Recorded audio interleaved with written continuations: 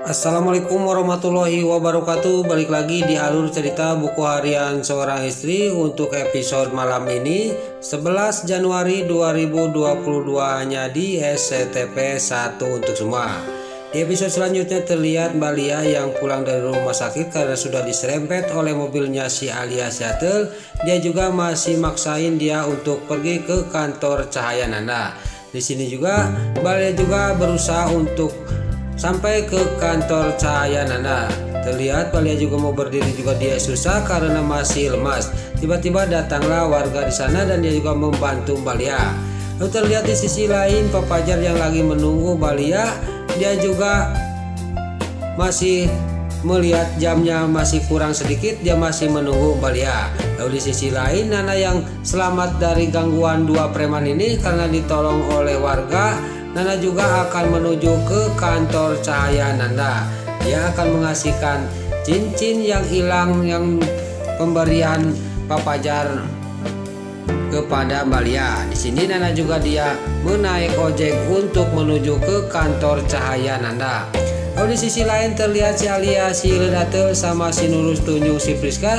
Tiba-tiba dia pas lagi macet di tengah jalan, di sini dia melihat Nana naik ojek. Lalu si Alia Seattle juga dia ngomong kepada si Nurus Tunjung, si Priska. Lalu si Priska juga dia pas dia sudah tahu itu adalah Nana yang naik ojek, tiba-tiba dia melihat di kaca spion mobil Dewa ada di belakang mobil dia. Lalu di sini si Nurul Tunjung, si Priska sama si Alia, si Ledatel juga dia akan mengikuti Nana kemana dia pergi. Dasar orang-orang jahat ini, dia tidak kapok-kapok terus-terusan mengganggu keluarga Dewa Buana. Lalu terlihat lagi di kantor Cahaya Nanda, Pak Fajar dia langsung dia melihatin jam, sudah jam 12 kurang 1 menit. Dia juga akan pergi dari kantor Cahaya Nanda untuk menuju ke tepi danau. Tiba-tiba pas di depan pintu ketemu sama Mbak Lia. Terlihat Mbak Lia juga ngomong kepada Pak Fajar, dia juga akan menjelaskan semuanya kepada Pak Fajar.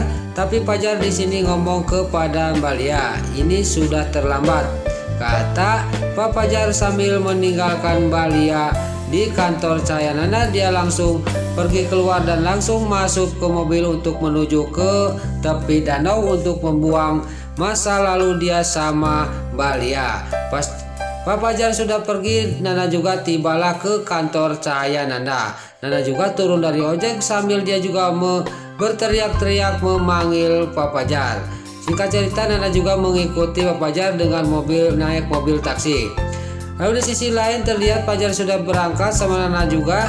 Di sini Dewa juga datang. Lalu si Alia, si Ledatel sama si Nurus Tunjung, si Priska, dia tadi mau mengejar Nana sama Pak Fajar. Tiba-tiba dia melihat mobil Dewa juga sampai.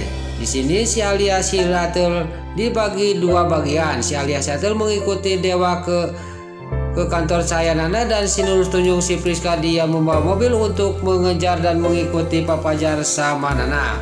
Di sini si Alia Seattle juga mengikuti Dewa ke kantor Cahaya Nanda dan Dewa sama Mbak Lia juga dia tidak sadar bahwa ada yang memperhatikan dan mendengarkan pembicaraan mereka. Lalu Dewa juga ngomong sama Mbak Lia, kita harus siap-siap untuk pergi ke notarisnya Parman, kata Dewa kepada Mbak Lia. Lalu terlihat Mbak Lia juga di sini tadinya dia lupa tapi diingetin oleh Dewa dan dia juga berangkat pergi dari kantor Cahaya Nanda untuk ke kantor notarisnya Parman. Lalu si Alia, si Ledatel juga dia mengikuti Dewa sama Mbak Lia. Terlihat si Alia, si Ledatel juga dia naik taksi mengikuti mobil Dewa mau ke kantor notarisnya Parman. Dewa sama Mbak Lia tidak sadar bahwa dia diikutin terus oleh si Alia, si Ledatel. Lalu di sisi lain terlihat Pak Fajar juga sampailah ke tepi danau dan dia juga membuka kotak itu untuk mengambil cincin yang akan dibuang ke tengah danauan. Di sini pas Pak Fajar lagi melihatin cincin itu yang akan dibuang, dan di sisi lain Nana juga sampai ke tepi itu. Dia juga langsung turun dari taksi itu dan Nana juga berteriak kepada Pak Fajar sambil dia lari menuju ke Pak Fajar yang ada di tepi danau untuk membuang masa lalu dia sama Balia. Lalu terlihat Nana juga langsung lari menghampiri Pak Fajar, dan di sisi lain di sini si Nurul Tunjung si Priska juga sampai ke tempat itu dan dia juga langsung turun dari mobilnya. Dan terlihat si Nurul Tunjung si Priska juga dia video di mana Pak Fajar sama Nana yang lagi ngobrol, dan terlihat Nana juga memegang tangannya Pak Fajar yang mau membuang cincin ke tengah danau. Lalu Pak Fajar juga dia ngomong kepada Nana, "Kenapa kamu ada di sini, Nak?" kata Pak Fajar. Lalu Nana juga dia singkat cerita dia juga mengasihkan cincin yang hilang dari tangannya Balia. Pak Fajar juga sangat kaget pas diterangin oleh Nana. Di sini Nana juga dia ngomong kepada Pak Fajar, "Pokoknya Pak Fajar harus balikan lagi sama Balia," kata Nana kepada Fajar. Di sini terlihat Fajar juga dia akan menemui Balia. Lalu Pak Fajar juga dia pergi dari hadapannya Nana dan menuju ke mobilnya. Pas di sini Pak Fajar yang lagi menuju ke mobilnya dia mau pulang lagi dari tepi pantai. Di sisi lain si Nurul Tunjung si Priska dia ngomong, "Saya tidak mau kalau Fajar balikan lagi sama Lia," kata si Nurul Tunjung si Priska. Lalu si Priska juga dia mencari cara bagaimana caranya supaya Fajar tidak ketemu sama Balia. Di sini dia melihat ada balok dan terlihat si Nurul Tunjung si Priska juga dia membawa balok untuk menghajar Nana. Di sini terlihat Nana yang lagi menjanteng sendirian sambil melihatin Pak Fajar pergi. Tiba-tiba dia dibokong dari belakang oleh si Nurul Tunjung si Priska.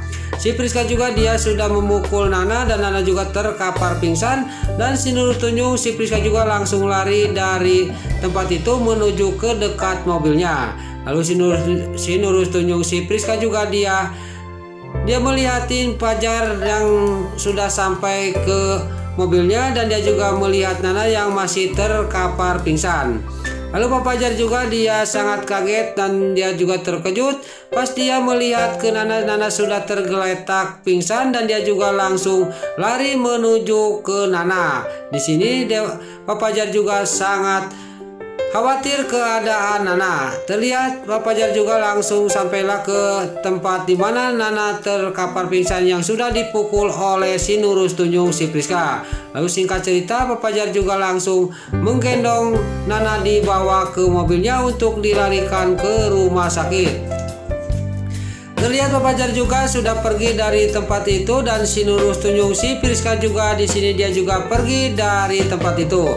Lalu di sisi lain terlihat Dewa sampailah ke kantor notarisnya Pak Arman. Dia juga tidak sadar bahwa di sisi lain ada yang mengikuti dan yang lagi video dirinya sama Balia. Itu tiada lain adalah si Alia si Hileud Atel. Lalu si Alia si Hileud Atel juga dia turun dari taksi untuk mengikuti Dewa sama Balia ke kantor notarisnya Parman. Terlihat si Nurul Tunjung si Alia si Hileud Atel juga dia mengintip dari kaca ruang kantornya notarisnya Parman, dan dia juga video Balia sama Dewa yang lagi membayar utangnya Balia yaitu 2 miliar ke notarisnya Parman. Dewa juga tidak sadar bahwa di sisi lain ada yang video mereka, dan tiada lain itu adalah si Alia si Hileud Atel. Singkat cerita Dewa sama Balia juga dia keluar dari ruang notarisnya Parman. Di sini si Nurul Tunjung si Alia si Hileud Atel juga masih dia video Balia yang lagi berduaan sama Dewa di luar kantor notarisnya Parman. Singkat cerita di sini Balia juga dia pamitan kepada Dewa, dia juga akan pulang ke rumahnya Tante Merin dan dia juga akan menaik taksi. Lalu di sisi lain Pak Fajar juga yang membawa Nana yang masih pingsan. Tiba-tiba Nana juga sadar. Lalu Nana juga pas sadar dia juga memegang kepalanya. Pak Fajar juga nanya kepada Nana, "Kenapa kamu bisa pingsan, Nak?" Kata Pak Fajar kepada Nana. Nana juga dia menceritakan kepada Pak Fajar, "Entahkah tadi itu kayak ada yang mukul dari belakang," kata Nana kepada Fajar. "Kalau gitu kita ke rumah sakit aja," kata Pak Fajar kepada Nana. Tapi Nana ngomong kepada bapaknya, gak usah kak, kita langsung pulang aja ke rumah, kata Nana kepada Pak Fajar. Nah itulah alur cerita buku harian seorang istri untuk episode malam ini 11 Januari 2022 hanya di SCTP 1 untuk semua. Sebelum Mimin pamit, yuk kita doakan para pemain dan kru BHSI semoga diberi kesehatan. Dan jangan lupa kita doakan sinetron buku harian seorang istri supaya bisa bertengger di rating nomor 1. Amin.